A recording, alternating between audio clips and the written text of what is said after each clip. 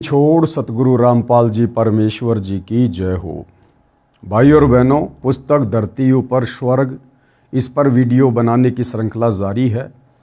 इसी श्रृंखला में आज हमारा ये 5वें नंबर का वीडियो है। पिछली वीडियो में आप जी ने अध्यात्म के विषय में बहुत कुछ अच्छे से जाना और समझा है, और किस प्रकार से भक्ति मार्ग में व्यर्थ की सामाजिक परंपराएं, रीति रिवाज, कुरीतियाँ बाधक बनती हैं, वो भी हमने पढ़ा और समझा। और हमने ये भी जाना कि यदि हमने भक्ति को सफल करना है, मोक्ष प्राप्त करना है, तो इन तमाम प्रकार की व्यर्थ की परंपराओं का, कुरीतियों का, रीति रिवाजों का, त्योहारों का जो ये बोझ है, ये हमने अपने ऊपर से उतारना पड़ेगा। क्योंकि हमने सतलोक की यात्रा करनी है, बहुत लंबा सफ़र है। इसलिए यात्रा में समझदार व्यक्ति कम से कम सामान साथ में लेकर चलता है। आगे फिर भाई और बहनों, सवालकर्ता ने पूछा सतगुरु रामपाल जी से, क्या आपके अलावा कोई भी धर्म गुरु इन शास्त्रों के गूढ़ ज्ञान को नहीं जानता? क्या गीता और वेदों के ज्ञान से कोई भी परिचित नहीं है आपके अलावा? तो सतगुरु रामपाल जी ने कहा कि निसंदेह मेरे अलावा वर्तमान में धरती पर कोई भी धर्मगुरु किसी भी धर्म का, चारों वेदों से, गीता जी से या किसी भी धर्म की धार्मिक पुस्तक के यथार्थ ज्ञान से परिचित नहीं है। और सतगुरु रामपाल जी ने फिर ये प्रमाणित भी किया, साबित भी किया, गीता जी के श्लोक दिखाकर, अध्याय बताकर। और सतगुरु रामपाल जी ने यहाँ तक कहा कि हमारे गीता के अनुवादकों ने गीता के श्लोकों का अर्थ करते समय शब्दों का अनर्थ किया हुआ है, क्योंकि उन्हें तत्व ज्ञान नहीं था। और तत्व ज्ञान के बिना, सृष्टि रचना के बिना हम कभी भी इन धर्मशास्त्रों के मर्म को नहीं जान सकते।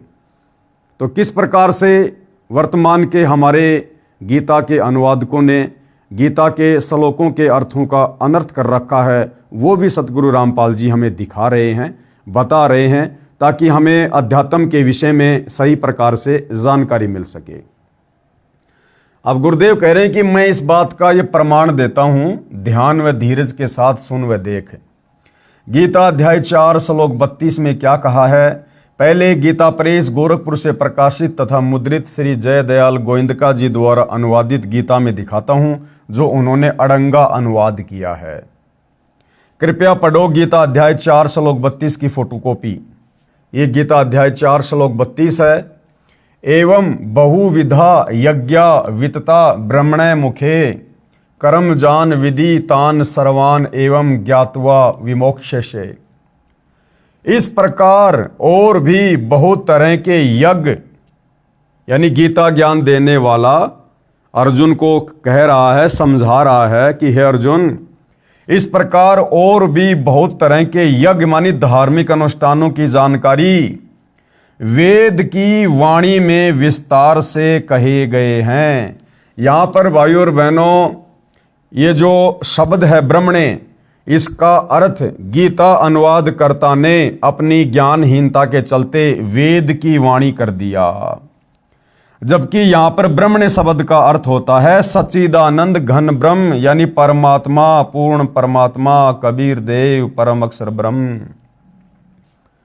इस प्रकार और भी बहुत तरह के यज्ञ परमात्मा यानी सच्चिदानंद घन ब्रह्म की वाणी में, यानी उनके तत्व ज्ञान में, उस कबीर वाणी में, जो कबीर वाणी परमात्मा ने अपने मुख कमल से बोली है, उसमें विस्तार से कहे गए हैं। उन सब को तू मन, इंद्रिय और शरीर की क्रिया द्वारा संपन्न होने वाला जान। इस प्रकार तत्व से जानकर उनके अनुष्ठान द्वारा तू कर्म बंधन से सर्वदा मुक्त हो जाएगा। लेकिन गीता के अनुवादकर्ता ने गीता अध्याय 4 श्लोक नंबर 32 में इस ब्रह्मणे शब्द का गलत अर्थ कर दिया। ब्रह्मणे शब्द का अर्थ कर दिया वेद की वाणी, जबकि ब्रह्मणे शब्द का यथार्थ अर्थ है सच्चिदानंद घन ब्रह्म, यानी पूर्ण परमात्मा, कबीर साहिब की वाणी में, उनके तत्व ज्ञान में, उनके सूक्ष्म वेद में, कबीर सागर में विस्तार से सारे धर्म कर्म की जानकारी दी गई है। अब गुरुदेव भगवान ने इसका यथार्थ अनुवाद हमें समझाया है। इस अनुवाद में कई शब्दों के अर्थ गलत किए हैं। ब्रह्मणे शब्द का अर्थ वेद की तथा मुखे का अर्थ वाणी में किया है, जो गलत है। गीता अध्याय 17 श्लोक 23 में भी ब्रह्मणे शब्द है, वहां इसी अनुवादक ने अर्थ ठीक किया है। ब्रह्मणे का अर्थ सच्चिदानंद घन ब्रह्म किया है। यदि गीता अध्याय 4 श्लोक 32 में ब्रह्मणे का अर्थ सच्चिदानंद घन ब्रह्म किया जाए तो सही सरलार्थ हो जाता है, जो इस प्रकार बनता है। कैसे? जो गुरुदेव भगवान ने हमें समझाया है। परमेश्वर सबसे ऊपर के लोक में निवास करता है, वहां से चलकर पृथ्वी पर आता है। यथार्थ अध्यात्म ज्ञान यानी तत्व ज्ञान अपने मुख कमल से बोली वाणी में बताता है। अगर वेद की वाणियों में ही कंप्लीट अध्यात्म होता, तत्व ज्ञान होता, तो कबीर परमेश्वर को शतलोक से चलकर पृथ्वी पर प्रकट होकर अपने मुख कमल से तत्व ज्ञान के माध्यम से धर्म कर्म की जानकारी देने की आवश्यकता नहीं थी। तो वो परमात्मा यथार्थ अध्यात्म ज्ञान यानी तत्व ज्ञान, सूक्ष्म ज्ञान अपने मुख कमल से बोली वाणी में बताता है। एवं इस प्रकार बहुविधा बहुत प्रकार के यज्ञामानी धार्मिक अनुष्ठानों यानी यज्ञों पूजाओं का ज्ञान ब्रह्मणे यानी सच्चिदानंद घन ब्रह्म यानी परम अक्षर ब्रह्म के मुखे यानी मुख कमल से उच्चारित वाणी में यानी तत्व ज्ञान में विस्तार से कहा है। उन सब को कार्य करते करते किया जा सकता है, ऐसा जान। उन सब क्रियाओं को जानकर तू सर्वदा बंधन से मुक्त हो जाएगा। यानी उस तत्व ज्ञान के आधार से साधना पूजा करने के कारण तू कभी फिर जन्म मरण में नहीं आएगा। इस प्रकार तू मोक्ष प्राप्त करेगा। विशेष इन्हीं अनुवादकों ने गीता अध्याय 16 श्लोक 1 में यज्ञ का अर्थ प्रसंगवश धार्मिक पूजा व धार्मिक अनुष्ठान किया है, और इस गीता अध्याय 4 श्लोक 32 में भी यज्ञ का अर्थ पूजाओं किया जाए तो सरलार सही हो जाता है। अनुवादक ने यज्ञ का अर्थ यज्ञ किया है, यहां धार्मिक पूजाओं व अनुष्ठानों करना चाहिए। यानी गीता अनुवादकर्ताओं ने अर्थों का भी अनर्थ किया हुआ है अपनी नासमझी के चलते। गीता अध्याय 4 श्लोक 34 का इन्हीं अनुवादकों ने अनुवाद ठीक किया है, जिसमें कहा है कि उस तत्व ज्ञान को तू तत्वदर्शी ज्ञानियों के पास जाकर समझ। उनको भली भांति दंडवत प्रणाम करने से, उनकी सेवा करने से और कपट छोड़कर सरलता पूर्वक प्रसन्न करने से वे परमात्म तत्व को भली भांति जानने वाले ज्ञानी महात्मा तुझे उस तत्व ज्ञान का उपदेश करेंगे। गीता अध्याय 4 श्लोक 34।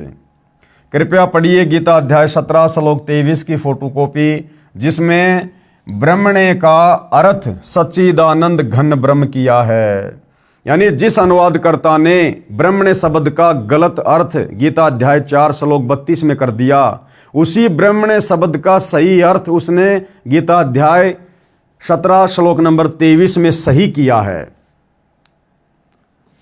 ओम तत् सत इति निर्देशे ब्रह्मणे त्रिविध समर्तय ब्राह्मणा तेन वेद्या च यज्ञा च विहिता च पुरा। इस श्लोक में अनुवादकर्ता ने ब्रह्मणे शब्द का अर्थ बिल्कुल सही किया है, यानी सच्चिदानंद घन ब्रह्म। और इसी ब्रह्मणे शब्द का अर्थ यदि गीता अध्याय 4 श्लोक 32 में भी सच्चिदानंद घन ब्रह्म कर देता तो उस श्लोक का परफेक्ट अनुवाद होता। ओम तत् सत, ऐसे यह 3 प्रकार का, अब देखो यहां ब्रह्मणे शब्द है, इसका अर्थ बिल्कुल सही किया है। यानी ओम तत्सत, इस प्रकार ये 3 प्रकार का सच्चिदानंद घन ब्रह्म का नाम कहा है, यानी पूर्ण परमात्मा का नाम है, मंत्र है जपने का। उसी से सृष्टि के आदि काल में ब्राह्मण और वेद तथा यज्ञादि रचे गए। विशेष इससे स्पष्ट है कि वह तत्व ज्ञान श्रीमद् भगवद गीता में नहीं है। यदि होता तो गीता बोलने वाला यह कह देता कि उस अध्याय में बोला है, वहां पढ़ ले। दूसरी बात यह स्पष्ट हो जाती है कि उस तत्व ज्ञान सूक्ष्म वेद को स्वयं परम अक्षर ब्रह्म परमेश्वर अपने मुख कमल से बोलता है। उस तत्व ज्ञान बताने वाले तत्वदर्शी संत महात्मा की पहचान गीता अध्याय 15 श्लोक 1 में बताई गई है। क्या पहचान बताई गई है? आदि पुरुष परमेश्वर जिसकी मूल है, यानी वो परमपिता परमात्मा परम अक्षर ब्रह्म सारी सृष्टि की मूल है, उत्पत्ति का कारण है। उस ऊपर को मूल जाने, नीचे को शाखा वाले, जिस संसार रूप पीपल के वृक्ष को अविनाशी कहते हैं, उसके सब भागों के जो तत्व से जानता है, यानी उस संसार रूपी वृक्ष के सभी विभागों को जो तत्व से जानता है, वह वेद के तात्पर्य को जानने वाला वेदवित यानी तत्वदर्शी संत है। परमेश्वर कबीर जी सबसे ऊपर के लोक शतलोक में सशरीर चलकर पृथ्वी पर आए, अपने मुख से वाणी बोली जो सूक्ष्म वेद तत्व ज्ञान है। उसमें कहा है, कबीर अक्सर पुरुष एक पेड़ है, निरंजन वा की डार, तीनों देवा शाखा हैं, पात रूप संसार। अर्थात इस संसार रूपी वृक्ष का जो भाग धरती से ऊपर होता है वह तना तो अक्सर पुरुष है। यानी गीता अध्याय 15 श्लोक नंबर 16 में जो दो भगवान बताए गए हैं, क्षर और अक्षर। अक्षर पुरुष यानी जिसके पास सात संग ब्रह्मांड है, वो भक्ति रूपी पेड़ का तना है, और उसकी एक डार क्षर पुरुष जानो, यानी ये काल ज्योति निरंजन। वो क्षर पुरुष रूप डार पर लगी तीन देवताओं यानी रजगुण ब्रह्मा, सतगुण विष्णु तथा तमगुण शिव रूप शाखा जानो। उन शाखाओं पर लगे पत्तों को संसार के प्राणी जानो। आगे आपको विस्तार से वो चित्र दिखाकर भी समझाया जाएगा। गीता अध्याय 15 श्लोक 1 व 3 का ये सारांश है। इससे यह स्वयं सिद्ध है कि कबीर जी सच्चिदानंद घन ब्रह्म यानी परम अक्षर ब्रह्म हैं। उनके द्वारा बोला गया ज्ञान तत्व ज्ञान सूक्ष्म वेद है। अधूरे ज्ञान के कारण आपको यह भी शंका होगी कि जड़ यानी मूल कौन है तथा अक्षर पुरुष और क्षर पुरुष का वहां कहां प्रमाण है। उसके लिए सुनो, इस संसार रूप वृक्ष की मूल परम अक्षर ब्रह्म है, जिसका प्रमाण गीता अध्याय 8 श्लोक 3, 8 और 10 में है, जो पहले इसी पुस्तिका में बताया गया है।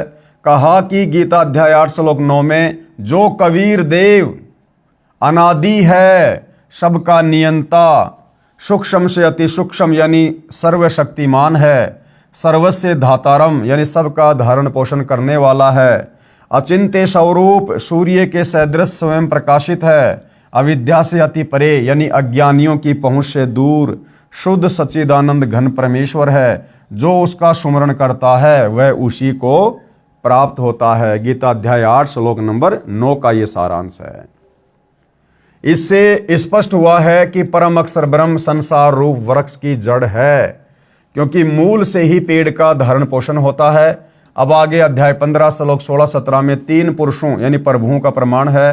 पढ़ो इन दोनों श्लोकों की फोटोकॉपी में, जिनमें कहा है कि अक्षर पुरुष व क्षर पुरुष तथा इनके लोकों के प्राणी नाशवान हैं। गीता अध्याय 15 श्लोक 16। इन दोनों से अन्य परम अक्षर पुरुष है जो अविनाशी परमेश्वर है, परमात्मा कहा जाता है, सबका धारण पोषण करने वाला है। गीता अध्याय 15 श्लोक 17। तो सबसे पहले पढ़ेंगे गीता अध्याय 15 श्लोक 1 की फोटोकॉपी। आदि पुरुष परमेश्वर मूल वाले यानी कबीर परमात्मा इस भक्ति रूपी पेड़ की मूल है, जड़ है, जिससे सबका पालन पोषण होता है। आदि पुरुष परमेश्वर मूल वाले और ब्रह्मा रूप मुख्य शाखा वाले।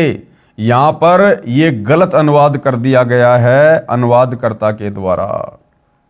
जिस संसार रूप पीपल के वृक्ष को अविनाशी कहते हैं, वेद जिसके पत्ते कहे गए हैं, उस संसार रूप वृक्ष को जो पुरुष मूल सहित तत्व से जानता है वह वेद के तात्पर्य को जानने वाला है।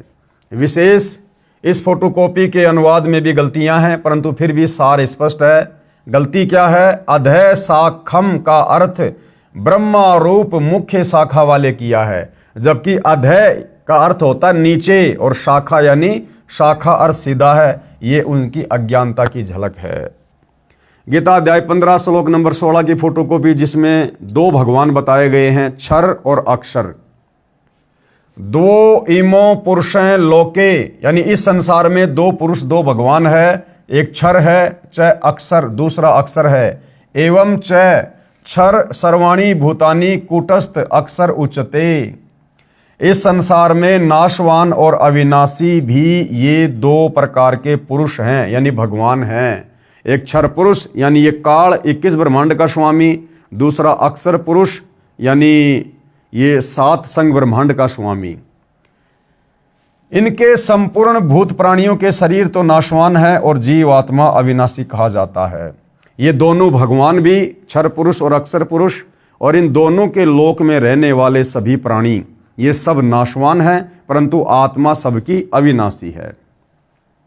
फिर आगे जो अविनाशी परमात्मा है उसके विषय में बताया गया है, जो इन दोनों से सर्वश्रेष्ठ उत्तम परमात्मा है।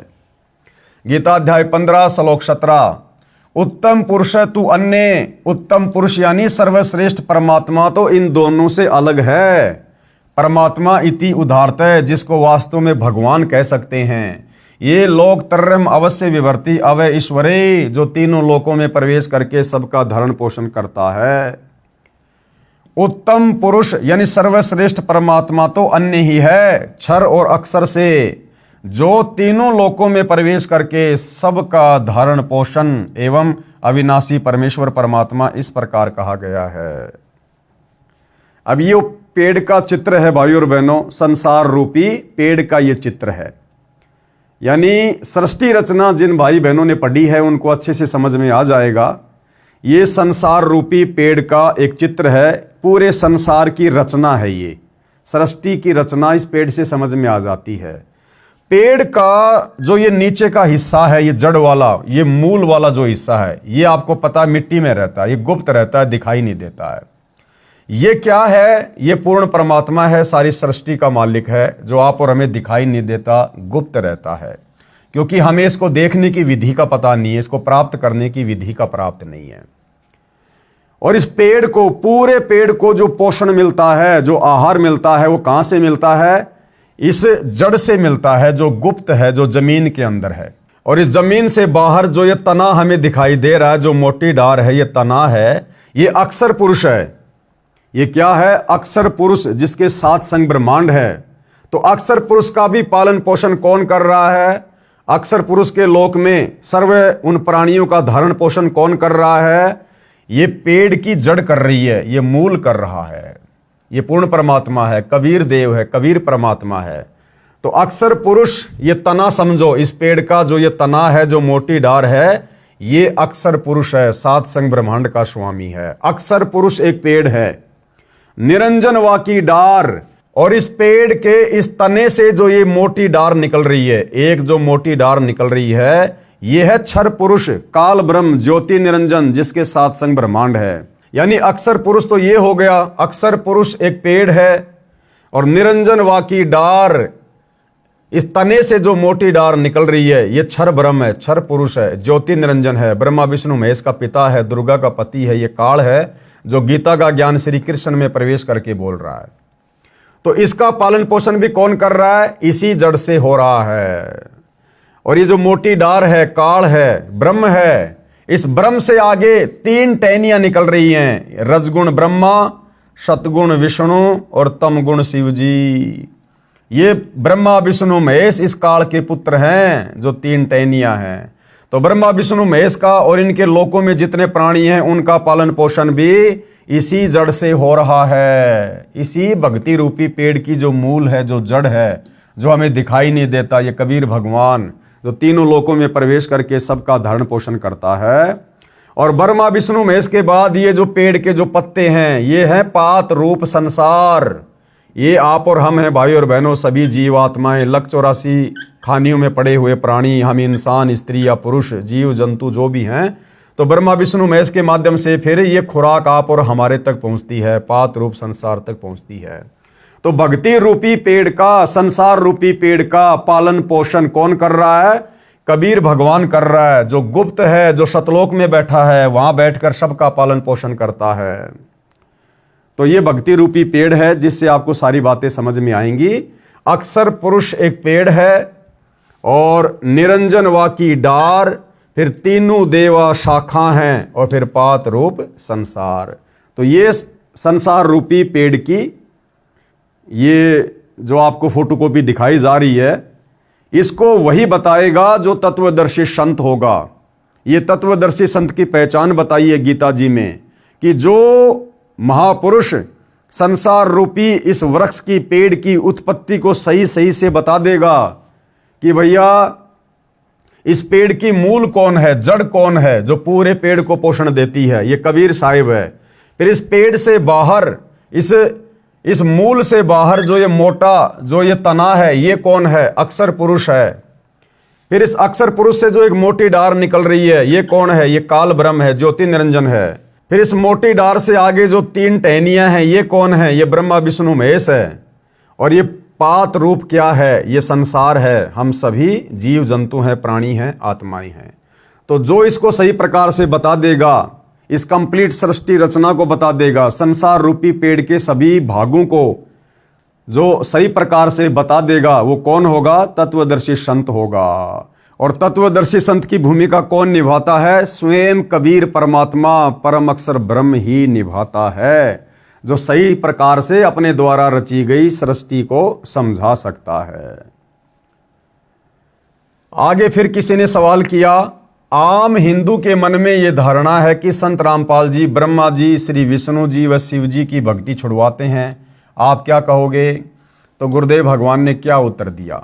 जैसा कि इस पुस्तिका के प्रारंभ में बताया गया है कि हम और मेरे अनुयायी सब धार्मिक व सामाजिक क्रियाएं शास्त्र विहित यानी शास्त्रों के अनुसार करते हैं। गीता अध्याय 16 श्लोक 23-24 में भी यही कहा है कि शास्त्र विधि को त्याग कर अपनी मर्जी से जो मनमाना आचरण करते हुए साधना करते हैं, उनको न सुख प्राप्त होता है, न कार्य सिद्ध करने वाली सिद्धि प्राप्त होती है, और न गति होती है। इसलिए शास्त्रोक्त कर्म करो, जैसा गीता अध्याय 15 श्लोक 1 व 3 तथा 16 व 17 में संसार रूपी पेड़ का उदाहरण बताया है। इस वृक्ष की मूल तो परम अक्षर ब्रह्म है, यानी कबीर देव है, और जो ये तना है ये अक्षर पुरुष है, अक्षर ब्रह्म है, और जो डार है वो मोटी डार कौन है? क्षर पुरुष, क्षर ब्रह्म है, काल है। और तीनों देवता रजगुण ब्रह्मा, सतगुण विष्णु, तमगुण शंकर, ये शाखा हैं, जो 3 जो टहनियां हैं, तथा जो पत्ते हैं वो संसार के प्राणी हैं। दास रामपाल दास ब्रह्मा विष्णु तथा शिवजी व देवी देवताओं का सम्मान करता है तथा धार्मिक कर्म शास्त्रोक्त करता है और करवाता है। इसी क्रम में भक्ति की विधि शास्त्रोक्त करनी होती है। जैसे कोई आम या पीपल आदि का पौधा नर्सरी से मोल लाए तो उसको अपने घर आंगन खेत बाग में रोपने के लिए गड्ढा खोदा, उसमें सब पौधों को मूल की ओर से यानी जड़ की ओर से गड्ढे में रखकर चारों ओर मिट्टी लगाई, फिर उसकी सिंचाई की, पौधा पेड़ बना, फिर उसका लाभ मिला। यदि कोई अनजान उस पौधे को शाखाओं की ओर से गड्ढे में रखकर मिट्टी लगाकर सिंचाई करे, क्या वह पेड़ बनेगा? कभी नहीं, नष्ट हो जाएगा। तो इस भक्ति रूपी पेड़ की ब्रह्मा विष्णु महेश तो शाखा है, शाखा। हमने शाखाओं की पूजा नहीं करनी, पूजा हमने पेड़ के जड़ की करनी है, सिंचाई पेड़ की जड़ की करनी है, जिससे पूरे वृक्ष को पोषण मिलेगा। लेकिन हम नादानी में क्या कर रहे हैं? हम नादानी में ब्रह्मा विष्णु महेश रूपी शाखाओं की पूजा कर रहे हैं। हमने भक्ति रूपी पौधा उल्टा लगा दिया, उल्टा बीज दिया, जिस कारण से हमें भक्ति का कोई लाभ वर्तमान में प्राप्त नहीं हो पा रहा है। ठीक इसी प्रकार हम शास्त्रों में बताए अनुसार भक्ति रूपी पौधा रोपते यानी लगाते हैं, जो शास्त्र विधि अनुसार है, लाभदायक है।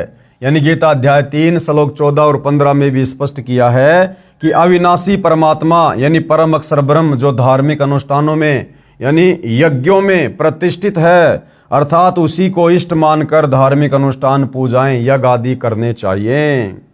कृपया देखिए सीधा तथा उल्टा बीजा रोपा हुआ भक्ति रूपी पौधे के चित्र तथा पढ़े गीता अध्याय 3 श्लोक 14-15 की फोटोकॉपी। अब ये देखिएगा भाइयों और बहनों, इस भक्ति मार्ग को अच्छे से समझने के लिए आप और हमने किस प्रकार से भक्ति साधना करनी चाहिए। ये जो आपको पौधा दिखाया गया है ये शास्त्र विरुद्ध साधना का है, जो शास्त्र विरुद्ध साधना वर्तमान में पूरा हिंदू समाज कर रहा है, जिसको करने के चलते हमें भक्ति मार्ग का कोई लाभ प्राप्त नहीं हो रहा। आप भाई बहनों ने देख लिया कि भक्ति रूपी पेड़ की जो जड़ है वो कौन है? वो कबीर परमात्मा है। यानी पेड़ को जो पालन पोषण मिलता है, जो आहार मिलता है, जो पोषण मिलता है, वो जड़ से मिलता है। यानी जड़ उस पेड़ का पिता है, उसका बाप है, जो उसको सारा आहार दे रहा है, जिसके बलबूते पर वो पेड़ फल फूल रहा है। तो हम भाई बहनों ने क्या कर लिया? हमने करनी तो थी जड़ की पूजा, यानी भक्ति रूपी जो ये पौधा है, हमने इसकी मूल की सिंचाई करनी थी, जल की सिंचाई करनी थी, हमने पानी डालना था, खाद डालना था जड़ में। यानी हमने साधना भक्ति पूजा करनी थी जड़ की। लेकिन आप और हमने अज्ञानता में क्या कर दिया, हमारे धर्मगुरुओं ने क्या करवा दिया, ब्रह्मा विष्णु महेश रूपी शाखाओं की पूजा शुरू करवा दी। यानी हमने भक्ति रूपी पेड़ को जमीन में उल्टा गाड़ दिया। हमने ब्रह्मा विष्णु महेश की पूजा करनी शुरू कर दी, हमने टहनियों की पूजा करनी शुरू कर दी। अब यदि कोई व्यक्ति आम खाना चाहता है, नर्सरी से आम का पौधा लेकर आता है, तो वो क्या करेगा, घर में आकर आम को कैसे लगाएगा, आंगन में वो गड्ढा खोदेगा। गड्ढा खोदने के बाद में पेड़ को वो टहनियों की तरफ से जमीन में गाड़ेगा या फिर जड़ को जमीन में गाड़ेगा। तो जाहिर सी बात है वो जड़ को जमीन में गाड़ेगा। लेकिन हमारे धर्म गुरुओं ने इस भक्ति रूपी पेड़ की जड़ को तो ऊपर कर दिया, और जो टहनियां हैं ब्रह्मा विष्णु महेश जिनके फल लगते हैं, उनको जमीन के अंदर ही गड़वा दिया। यानी ब्रह्मा विष्णु महेश की पूजा करनी शुरू करवा दी, जिस कारण से हमारा ये भक्ति रूपी पौधा सूख जाता है। हमें किसी प्रकार का कोई लाभ अध्यात्म का नहीं होता है। यदि हमने भक्ति रूपी पेड़ को सही प्रकार से लगाया होता, यानी शास्त्र अनुकूल सही भक्ति हमने की होती, तो भाइयों और बहनों आप और हमें इस भक्ति का पूरा लाभ मिलता। तो आज वर्तमान में पूरा हिंदू समाज भक्ति कर रहा है, मंदिर में जा रहा है, हर प्रकार से तीर्थों पर धामों पर व्रत कर रहा है, भंडारे कर रहा है, लेकिन कोई किसी प्रकार का लाभ उसके भाग्य में कोई परिवर्तन नहीं हो रहा है। यदि परिवार में किसी की मृत्यु होनी है तो हो रही है, किसी की अकाल मृत्यु हो रही है तो हो रही है, किसी के ऊपर संकट आ रहे हैं, दुख आ रहे हैं तो आ रहे हैं। क्यों? क्योंकि हमने भक्ति रूपी पौधे को उल्टा बीजा हुआ है। अब यदि हमने भक्ति रूपी पौधे को सही प्रकार से बीजना है, यानी शास्त्र अनुकूल भक्ति करनी है, तो क्या करना होगा, इस प्रकार से करना होगा भाइयों और बहनों। क्योंकि ये भक्ति रूपी पेड़ है, इसकी जो जड़ है वो पूर्ण परमात्मा है, कबीर साहिब है, जो तीनों लोकों में प्रवेश करके सबका धारण पोषण करता है। गीता अध्याय 15 श्लोक नंबर 17, उत्तम पुरुष तु अन्य परमात्मा इति उदारते ये लोक तरम अवश्य विभर्ति अवेश्वरे। तो ये भक्ति रूपी पेड़ की जड़ है, मूल है, यानी पूरी सृष्टि का मालिक कौन है, कबीर परमात्मा।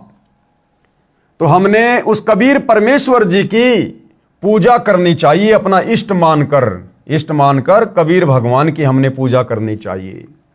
जब कबीर भगवान की पूजा करेंगे तो ये खुराक कहाँ जाएगी, ये पेड़ का जो ये तना है, जो जमीन से बाहर है, मोटी डार, जो अक्षर पुरुष है, ये खुराक यहाँ जाएगी।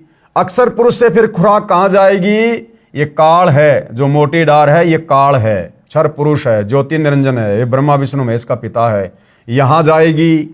और फिर इस डार से, यानी इस काल ब्रह्म से फिर ये भक्ति रूपी खुराक कहाँ जाएगी, इस मोटी डार से जो 3 टहनियाँ निकल रही हैं, रजगुण ब्रह्मा, सतगुण विष्णु, तमोगुण शिव जी, इन तीनों देवताओं के पास हमारा संस्कार जाएगा। क्यों? क्योंकि हमने पूजा किसकी की, पूर्ण परमात्मा कबीर साहिब की हमने पूजा की, शास्त्र विधि अनुसार हमने पूजा की, इष्ट मानकर।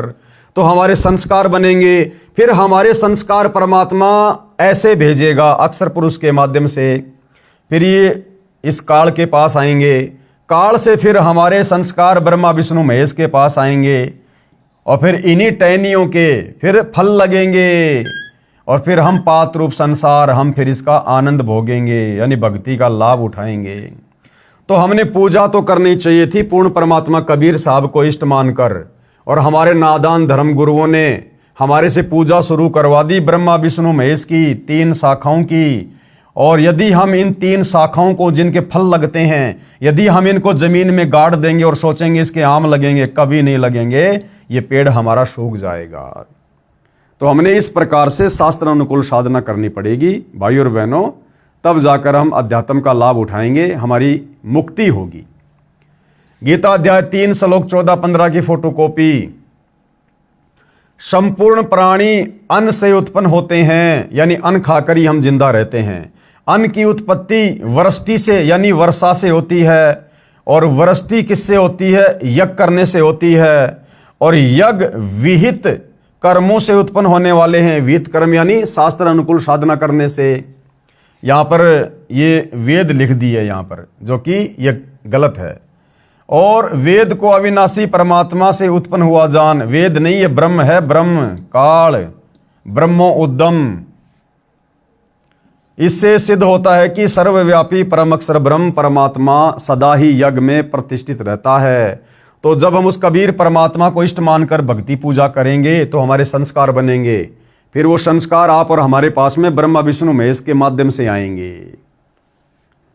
विशेष गीता अनुवादकों ने इन उपरोक्त श्लोकों के अनुवाद में भी ब्रह्म शब्द का गलत अर्थ वेद किया है, जबकि यहां पर ब्रह्म का अर्थ ब्रह्म ही रहना चाहिए, यानी काल, जिसका भावार्थ है कि सब प्राणी अन्न से उत्पन्न होते हैं, अन्न वर्षा से होता है, वर्षा शास्त्र विधि अनुसार किए जाने वाले यज्ञों धार्मिक पूजाओं से होती है, कर्म इस ब्रह्म यानी काल ज्योति निरंजन क्षर पुरुष से उत्पन्न हुए, तथा ब्रह्म को काल ज्योति निरंजन को तू अविनाशी परमात्मा, जिसका वर्णन गीता अध्याय 2 श्लोक 17, गीता अध्याय 8 श्लोक 3, 8, 10 में तथा गीता अध्याय 15 श्लोक 17 में है, उस परम अक्षर ब्रह्म से उत्पन्न हुआ जान।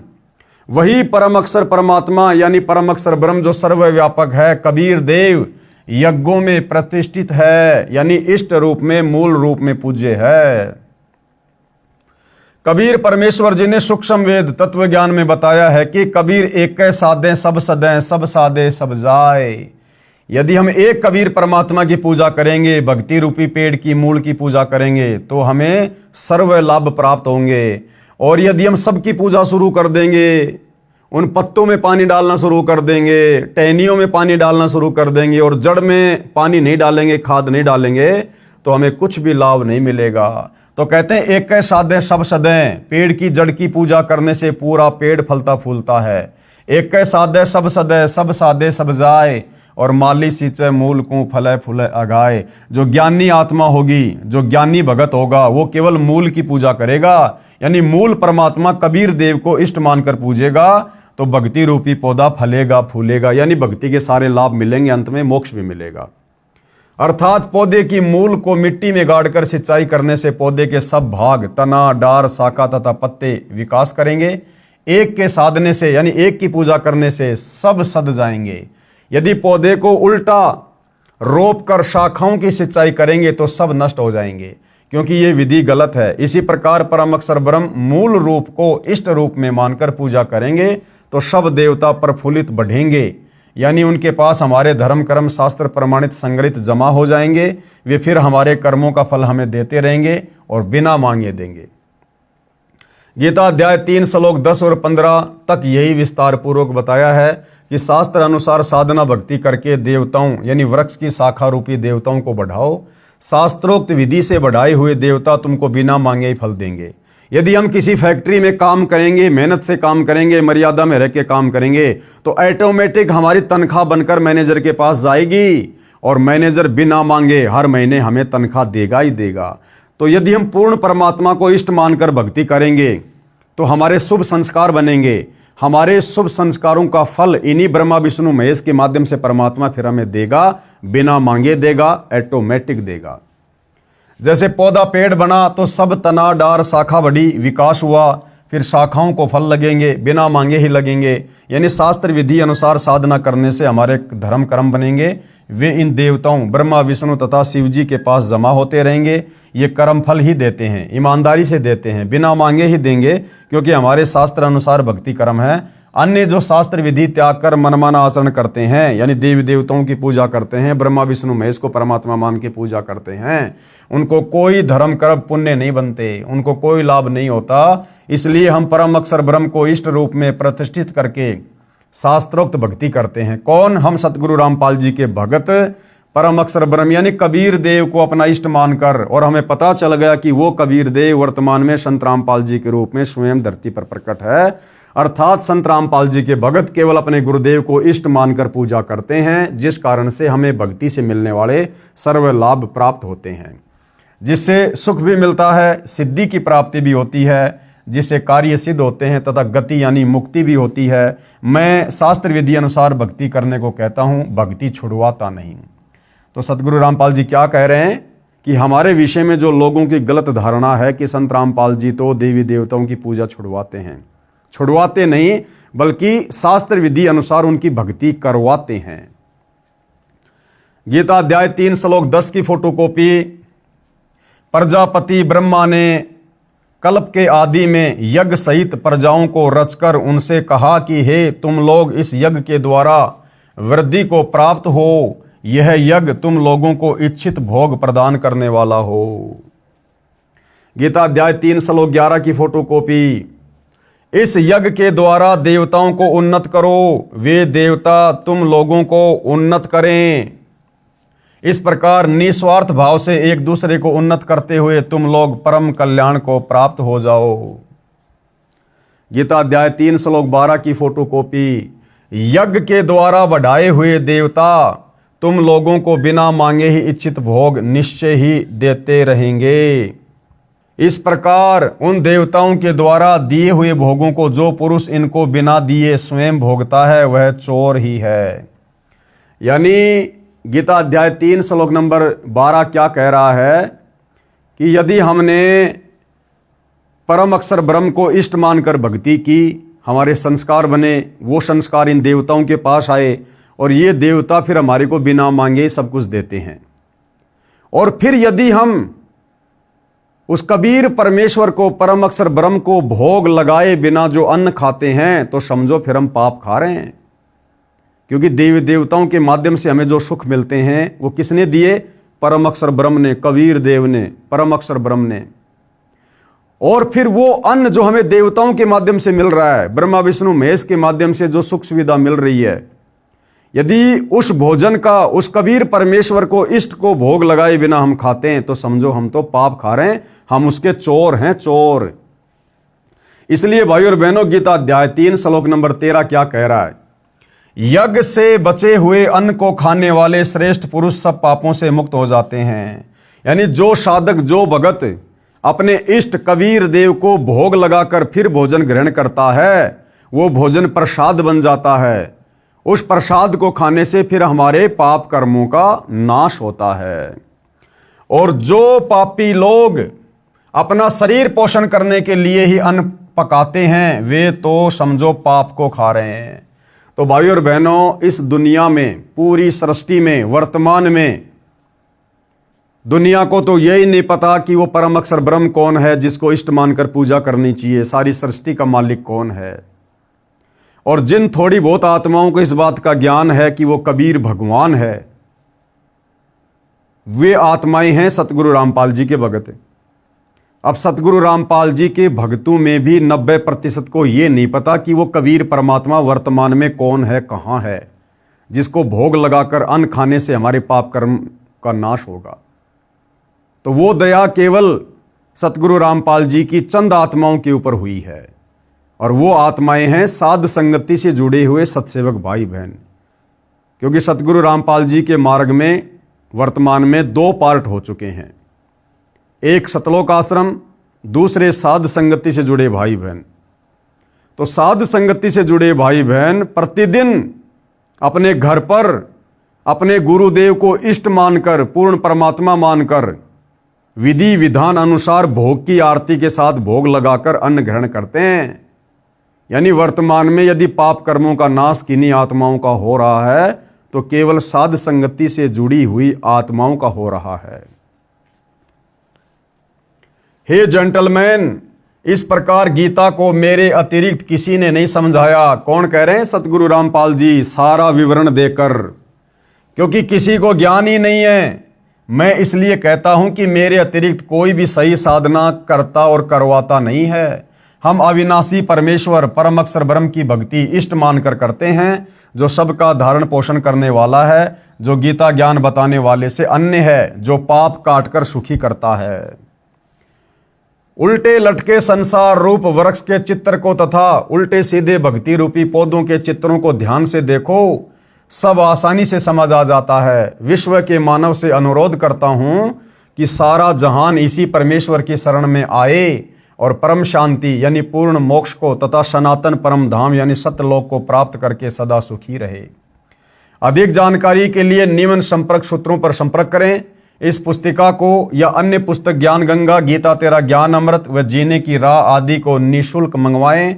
SMS में अपना पूरा पता, फ़ोन नंबर लिखें, पुस्तक आपके घर पहुंच जाएगी। एक बार में एक पुस्तक के लिए SMS करना होगा, एक से अधिक एक SMS पर नहीं भेजी जाएगी। एक पढ़ो फिर दूसरी निःशुल्क मंगाओ। प्रचार प्रसार समिति बरवाड़ा, संपर्क सूत्र ये इनके मोबाइल नंबर हैं। धन्यवाद। सर्व मानव समाज का शुभ चिंतक रामपाल दास, शतलोक आश्रम बरवाड़ा, जिला हिसार, हरियाणा, भारत। तो भाइयों और बहनों, धरती ऊपर स्वर्ग पुस्तक पर वीडियो बनाने की श्रृंखला आज समाप्त हुई, क्योंकि ये छोटी छोटी पुस्तकें हैं, कोई 50 पेज की है, कोई 100 पेज की है, कोई 60 पेज की है। तो हम भगत भाई बहनों ने जो ये वीडियो बनाने की श्रृंखला शुरू की है, हमारा मकसद यही है कि हम भक्ति से दूर बैठे समाज को भी एक संदेशा दें, क्योंकि परमात्मा स्वयं संत रामपाल जी के रूप में धरती पर आए हुए हैं, प्रकट हैं, विद्यमान है। हम उनसे उपदेश लेकर शत भक्ति करके आत्मा का कल्याण करवा सकते हैं। जब तक इस गंदे लोक में रहेंगे, हमें सर्व सुख परमात्मा की मर्यादित भक्ति करने से मिलते रहेंगे। साथ में हम जितने भी भगत भाई हैं जो सतगुरु रामपाल जी के फॉलोवर हैं, हमें भी इन पुस्तकों के माध्यम से अध्यात्म के विषय में नई नई जानकारी मिलती रहे, क्योंकि बहुत सारी बातें अध्यात्म के विषय में पूज्य गुरुदेव भगवान ने सत्संगों में अपने मुख कमल से ना बोलकर इन पुस्तकों में अपने कर कमल से लिखकर छोड़ दी है। तो वो जानकारी भी हमें प्राप्त होती रहे, हमारा विश्वास भक्ति मार्ग पर बना रहे, और इसी प्रकार से हम मर्यादाओं के साथ गुरु को परमात्मा मानकर, ज्ञान को आधार बनाकर अपनी आत्मा के कल्याण के लिए निरंतर सत भक्ति मार्ग पर दृढ़ बने रहें। तो भाइयों और बहनों, आज इस पुस्तक के ऊपर वीडियो बनाने की श्रृंखला समाप्त हुई। अगली जो पुस्तक है उसका नाम है मानवता का हास तथा विकास। तब तक गुरुदेव भगवान हम सबको आज्ञा दें, आशीर्वाद दें, अनुमति दें। बंदी छोड़ सतगुरु रामपाल जी भगवान की जय हो।